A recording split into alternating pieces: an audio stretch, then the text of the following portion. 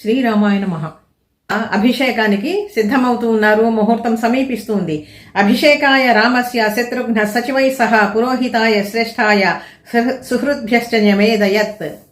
ఆ ముహూర్తం సమీపిస్తూ ఉన్నది కాబట్టి ఇక్కడి నుంచి రామ పట్టాభిషేక ఘట్టం అతి పవిత్రమైనటువంటి ఘట్టం, మహత్వపూర్ణమైనటువంటి ఘట్టం. ఇది ఏ విధంగా జరిగింది రామ పట్టాభిషేకము అంటే, తతస్స ప్రయతో వృద్ధో వశిష్ఠో బ్రహ్మణై సహా రామం రత్నమయే పీఠే సహసీతం నియమేసయత్. రామం రత్నమయే పీఠే, ఒక దివ్యమైనటువంటి రత్నములు పొదిగినటువంటి పీఠం మీద, పెద్ద పీఠం మీద, ఆసనం మీద సీతా సహితుడైనటువంటి రామచంద్రుడు అంటే సీతారాములిద్దరూ కూడా ఆసీనులైనారు. తర్వాత వశిష్ఠో వామదేవశ్చ జాబాలి రథకాశ్యప కత్యాయన సుయజ్ఞశ్చ గౌతమో విజయస్తథా. వీళ్ళంతా కూడా మహర్షులు. దశరథుడి కాలం నుంచి, పూర్వకాలం నుంచి కూడా తరతరాలుగా కోసల రాజ్యానికి మంత్రిత్వాన్ని నెరుపుతూ ఉండేటువంటి గొప్ప జ్ఞాన సంపన్నులు వీళ్ళందరూ కూడా. వశిష్ఠుడు, వామదేవుడు, జాబాలి, కాశ్యపుడు, కాత్యాయనుడు మొదలైనటువంటి మహర్షులు, జ్ఞాన సంపన్నులు, మంత్రిత్వాన్ని నెరపేటువంటి వాళ్ళు, వాళ్ళ ఆజ్ఞను శిరోధార్యంగా భావించేటువంటి వాళ్ళు ఈ ఇక్ష్వాకు వంశస్థులంతా కూడా. వాళ్ళందరూ అభ్యసించ నరం వ్యాఘ్రం ప్రసన్నేన సుగంధిన సలిలేన సహస్రాక్షం వసవో వాసవం యథా. వసవో వాసవం యథా, దేవేంద్రుణ్ణి అభిషేకించినట్లుగా వీళ్ళు ఆ దివ్యమైనటువంటి జలాలతో రామభద్రుణ్ణి, సీతమ్మని ఇద్దరినీ కూడా అందులో ఎన్నో రకాలైనటువంటి ఔషధులు కలిపారట. ఆ ఔషధులు రసాలు తీసి వాటిని, ఆ రసాన్నంతా కూడా ఆ నదీ జలాల్లో, ఆ పాత్రలలో ఉండేటువంటి ఆ జలాల్లో అంతా కూడా నింపి కలిపి ఆ జలంతో రామచంద్రుడికి, సీతకి అభిషేకం చేశారు. వేద విహితమైనటువంటి పద్ధతిలో, అంటే వేదములలో, శాస్త్రములలో చెప్పబడినటువంటి పద్ధతిలో ముందుగా ఋత్విక్కులు, బ్రాహ్మణులు, కన్యలు కూడా అభిషేకం చేస్తారు కాబోలు. తర్వాత మంత్రులు, ఈ విధంగా ఒక్కొక్కరి తర్వాత ఒక్కొక్కళ్ళు ఆ దివ్యమైనటువంటి జలాన్నంతా, ఔషధీయుక్తమైనటువంటి జలాన్ని సీతారాములిద్దరికీ కూడా అభిషేకం చేశారు. దేవతలు, గంధర్వులు మొదలైనటువంటి వాళ్ళందరూ కూడా, మహర్షులు ఆకాశం నుంచి చూస్తూ ఉన్నారు కదా ఈ దివ్యమైనటువంటి సన్నివేశాన్ని. వాళ్ళు కూడా దిగి వచ్చి రామచంద్రుడికి, సీతారాములిద్దరికీ కూడా అభిషేకం చేశారు. అనంతరం చాలా గొప్ప విశేషం ఇది. బ్రహ్మణ నిర్మితం పూర్వం కిరీటం రత్నశోభితం అభిషిక్త పురాయేన మనుస్తం దీప్త తేజసం. మహారాజుగా, సర్వం సహా వల్లభుడుగా ఇక్కడ రామచంద్రుడు అభిషిక్తుడైన తర్వాత సువర్ణ కాంతులు వెదజల్లుతూ దివ్య రత్న మణిమయ భూషితమైనటువంటి కిరీటాన్ని రామచంద్రుడి శిరస్సు మీద ఉంచబోతూ ఉన్నారు. ఆ కిరీటం ఎటువంటిది అంటే చూడండి, బ్రహ్మణ నిర్మితం పూర్వం, సాక్షాత్తు బ్రహ్మదేవుడు తయారు చేసి ఇచ్చినటువంటి కిరీటం అది. రత్నశోభితం అభిషక్త పురాయేన మనుస్తం దీప్త తేజసం. ఈ కిరీటం ఇప్పుడు చేసింది కాదు, అంటే వాళ్ళ వంశంలో ఉండేటువంటి పూర్వీకులందరూ కూడా ధరించి, శిరస్సున ధరించి, వాళ్ళందరూ చక్రవర్తిగా సర్వం సహా సామ్రాజ్యానికి అంతటికీ కూడా అభిషిక్తులయ్యి ఎంతో పేరు ప్రఖ్యాతులు పొందినటువంటి ఇక్ష్వాకు వంశస్థులు, మనువు మొదలైనటువంటి వాళ్ళ దగ్గర నుంచి కూడా వస్తూ ఉండేటువంటి కిరీటం అది. ముందుగా ఆ బ్రహ్మదేవుడి చేత చేయబడినటువంటి ఆ కిరీటాన్ని ఒక రత్నమయ పీఠం మీద ఉంచారు. దానికి చేయవలసినటువంటి విధి విధాన కార్యక్రమాలన్నీ కూడా చేశారు. అనంతరము అందరిలోకి పెద్దవాడైనటువంటి వశిష్ఠ మహర్షి ఆ రత్న కిరీటాన్ని శ్రీరాముడి శిరస్సు మీద ఉంచాడు. కిరీటేన తతః పశ్చాత్ వశిష్ఠేన మహాత్మన రత్విగ్భిః భూషణైశ్చైవ సమయోక్షత రాఘవ. రాజోచితమైనటువంటి లాంఛనాలన్నీ కూడా చాలా ఉంటాయి. భుజకీర్తులు, కంఠహారాలు, ఇటువంటివన్నీ కూడా వీరత్వాన్ని సూచించేటువంటి ఆభరణాలు చాలా ఉంటాయి రాజులకి పూర్వకాలంలో. మరి ముందుగా కిరీటాన్ని ధరింపచేసిన తర్వాత వశిష్ఠ మహర్షి ఈ ఋత్విక్కులంతా కూడా వరుసగా వచ్చి దివ్య రత్నమయ భూషణాలతో అలంకరించారు ఒక్కొక్కళ్ళు కూడా. అటువంటి సందర్భంలో, అంత దివ్య సుముహూర్తంలో, ఛత్రంతు తస్య జగ్రాహ శత్రుఘ్న పాండురం శుభం శ్వేతంచ వాలవ్యజనం సుగ్రీవో వానరేశ్వర. శత్రుఘ్నుడు చంద్రబింబంతో సమానంగా ప్రకాశిస్తూ ఉండేటువంటి శ్వేత ఛత్రాన్ని పట్టుకున్నాడు. మరొక పక్క సుగ్రీవుడు, విభీషణుడు, వీళ్ళిద్దరూ కూడా రామచంద్రుడికి వింజామరలు వీస్తూ ఉన్నారు. మాలాం జ్వలంతీం వపుషా కంచనీం శతపుష్కరాం రాఘవాయ దను వాయు వాసవేన ప్రచోదిత. ఇంకా బహుమతులు వస్తూ ఉన్నాయి. ముల్లోకాల నుంచి కూడా వస్తూ ఉన్నాయి. మొట్టమొదటిగా దేవతలందరికీ కూడా అధిపతి అయినటువంటి వాడు దేవేంద్రుడు. ఆయన పంపించాడు. ఎటువంటిది పంపించాడు కానుక అంటే మాలాం జ్వలంతీం వపుష కంచనీం శతపుష్కరాం.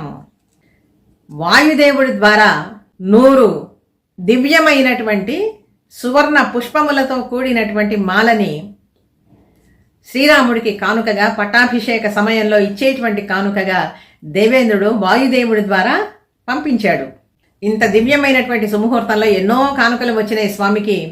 మరి భూమి ఎట్లా కానుకలు ఇస్తుంది అంటే భూమి సంతోషంతో ఉప్పొంగిపోయిందట ఆ సందర్భంలో. అంటే ఒక మంచి కార్యం జరిగేటప్పుడు, జగత్తుకి మేలును చేకూర్చేటువంటి ఒక దివ్యమైన కార్యక్రమం జరిగేటప్పుడు భూమి కూడా పులకిస్తుందండి.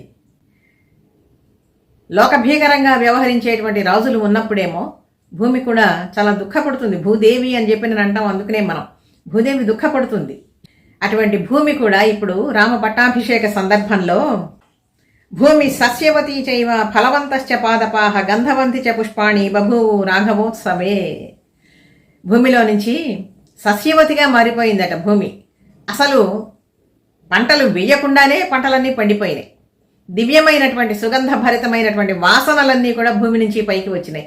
భూమికి గంధం అనేటువంటిది ఒక లక్షణం. ప్రకృతి అంతా కూడా చాలా శోభాయమానంగా ఉన్నది. చెట్లన్నీ కూడా మంచి మంచి పూలతోనూ పండ్లతోనూ కూడా విస్తృతంగా కళకళ్ళాడుతూ వసంత మాసం ఇప్పుడే వచ్చేసిందా అన్నట్లుగా ఉన్నదన్నమాట ప్రకృతి అంతా కూడా. ఇంకా అటువంటి సందర్భంలో వందల కొద్దీ వేల కొద్దీ పాడి ఆవులను, వృషభాలను, గుర్రాలను అందరికీ కూడా దానం చేశాడు. బ్రాహ్మణోత్తములందరికీ కూడా దానం చేశాడు. ఇంతేకాదు మరొక ఆశ్చర్యకరమైనటువంటి విశేషం ఏంటంటే 30 కోటి హిరణ్యస్య బ్రహ్మణేభ్యో దతౌ పునః నానాభరణ వస్త్రాణి మహార్హాణి చ రాఘవః. 30 కోటి హిరణ్యస్య 30 కోట్ల బంగారు నాణేలు దానం చేశాడట రామచంద్రుడు.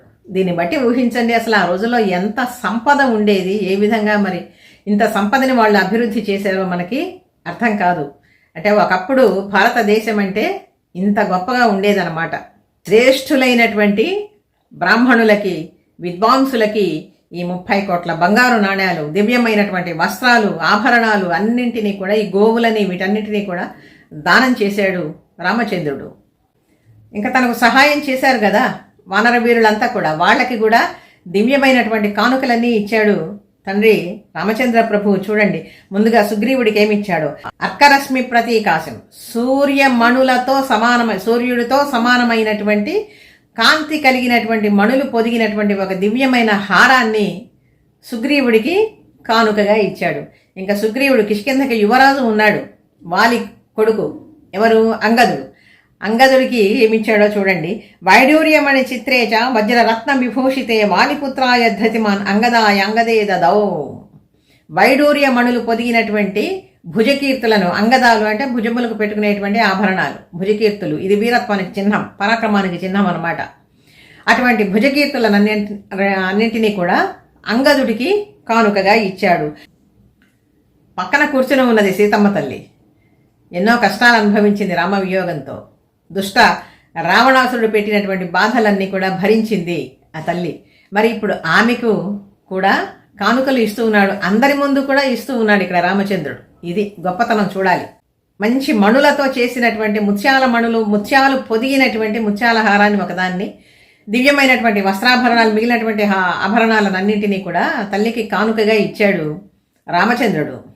రామచంద్రుడు ఇచ్చినటువంటి హారాన్ని వెంటనే తల్లి ధరించింది. ఆ ముత్యాల హారాన్ని ధరించి ఒకసారి మళ్ళీ చేత్తో పట్టుకుని మాటి మాటికి రామచంద్రుడి వైపు చూస్తూ ఉన్నదట. అవేక్షమాణ వైదేహి ప్రదదం వాయుసూనవే అవముచ్యాత్మన కంఠాద్ధారం జనకనందిని అవైక్షత హరీన్ సర్వాన్ భర్తారం చ ముహుర్ముహు.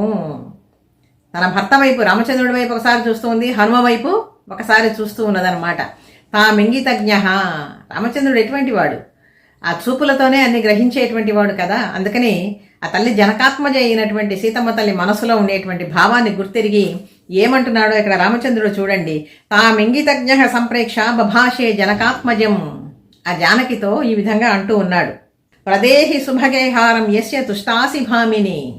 ఇవ్వు, నువ్వెవరికి ఇవ్వాలనుకుంటున్నావో సంతోషంతో వాళ్ళకి ఇవ్వు. అయితే ఎవరు, ఎట్లాంటి వాడై ఉండాలి? తేజో ధృతిరి యశో దాక్ష్యం సామర్థ్యం వినయో నయ పౌరుషం విక్రమో బుద్ధి యస్మిన్ నేతాని సర్వదా. ఎన్ని లక్షణాలు ఇక్కడ చెప్పాడో చూడండి. ఎవరికి ఇవ్వబోతున్నారు ఇద్దరూ కలిసి? ఈమె ఎవరికి ఇవ్వాలనుకుంటూ ఉన్నది, రామచంద్రుడు ఎవరికి ఇవ్వమని సూచనప్రాయంగా చెప్తూ ఉన్నాడంటే ఇద్దరూ కలిసి హనుమకే ఇస్తూ ఉన్నారన్నమాట. ఆ హనుమత్ స్వామికి ఎన్ని లక్షణాలు ఇక్కడ విశేషంగా చెప్తూ ఉన్నారు వాల్మీకి మహర్షి. తేజో ధృతి యశో దాక్షం సామర్థ్యం వినయో నయ. ఎన్ని లక్షణాలు చూడండి. పౌరుషం విక్రమో బుద్ధి యస్మిన్ నేతాని సర్వశః. ఇన్ని గుణగణాలు ఒక్కడిలో ఉండటం అనేటువంటిది అసాధ్యము. ఇన్ని లక్షణాలు ఉన్నటువంటి వాడు హనుమ ఒక్కడే అని ఇద్దరి మనసుల్లోనూ ఉన్నది. రామచంద్రుడి ఆజ్ఞ కాగానే ఆ తల్లి చాలా సంతోషంగా హనుమకి ఆ దివ్యమైనటువంటి హారాన్ని ఇచ్చింది. రామచంద్రుడి మీదుగా అంటే రామచంద్రుడి కరస్పర్శ తగిలి సీతమ్మ మెడలో ధరించి ఇచ్చినటువంటి హారం హనుమకిది. అంటే ఇద్దరి శక్తులు కలిసినటువంటి హారం వానర శ్రేష్ఠుడైనటువంటి హనుమకు ఆ తల్లి ప్రదానం చేసింది. ఆ హారాన్ని ధరించి హనుమ ఏ విధంగా ఉన్నాడు అంటే ఒక తెల్లని పర్వతంలాగా ఉన్నాడనమాట. చంద్రాంశుచయ గౌరేణ శ్వేతాభ్రేణ యథాచల. తెల్లని మేఘాలతో నిండినటువంటి పర్వతం ఏ విధంగా ఉంటుందో ఆ విధంగా మెరిసిపోతూ ఉన్నాడు హనుమ. ఇంకా మిగిలినటువంటి వానర శ్రేష్ఠులు చాలామంది ఉన్నారు కదా. బిబిధుడు, మైందుడు, నీలుడు, జాంబవంతుడు, నలుడు, ఇట్లాంటి వాళ్ళంతా కూడా చాలామంది ఉన్నారు. సుషేణుడు, ఈ వానర ప్రముఖులందరికీ కూడా తగినట్లుగా వాళ్ళ వాళ్ళ అర్హతకి తగినట్లుగా రామచంద్రుడు ఎన్నో ఎన్నో కానుకలు వాళ్ళందరికీ సమర్పించాడు. విభీషణుడు ఉన్నాడు ఇక్కడ, రాక్షస రాజు లంకాధిపతి. ఇప్పుడు ఆ విభీషణుడు కూడా తగినటువంటి ఉచితమైనటువంటి కానుకలు ఇచ్చి చాలా గొప్ప మర్యాద చేశాడు. తన కృతజ్ఞతను ఆ విధంగా తెలుపుకున్నాడు. ముందు వాగ్రూపంలో తెలిపాడు, ప్రజలందరికీ చెప్పి ఆ తర్వాత ఇప్పుడు కార్యరూపంలో కానుకలన్నీ కూడా ఇస్తూ ఉన్నాడనమాట. అందరూ కూడా ఆ కానుకలు తీసుకుని రామచంద్రుడి పట్టాభిషేకం చూసి అయోధ్య నగరంలో ఉండేటువంటి వింతలు విశేషాలన్నీ కూడా చూసి చాలా సంతోషాతిరేకంతో ఎవరి రాజ్యాలకి వాళ్ళు తిరిగి వెళ్ళిపోయారు. అనంతరం ఇక రామరాజ్యం అంటే ఏ విధంగా జరిగింది, అప్పటి నుంచి ఇప్పటిదాకా మనం ఎందుకు రామరాజ్యం రామరాజ్యం అని చెప్పుకుంటూ ఉన్నాము అనంటే ఆ విశేషాలు తర్వాతి భాగంలో మనం తెలుసుకుందాము రామానుగ్రహంతో.